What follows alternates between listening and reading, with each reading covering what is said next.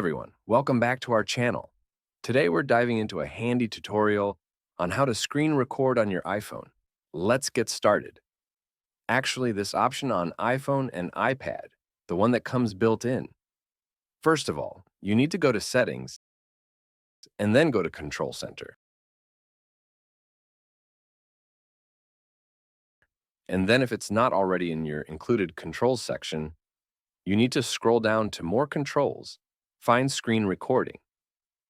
Now simply hit the green plus button next to it and it will add it to your included controls. I already did it before, otherwise I couldn't record this video. Now we can exit the settings and scroll down from the top right corner of the screen to open a control center. And now you can see a gray record button, as I'm showing. Tap on it, wait for 3 seconds, and screen recording will start. Also, you may be prompted to customize your recording settings, such as enabling microphone audio. If you need to add voice recording, you should long press on Recording button, and you will get an option to turn on your device's microphone.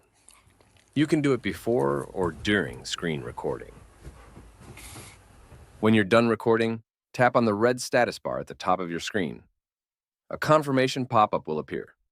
Tap Stop to end the recording.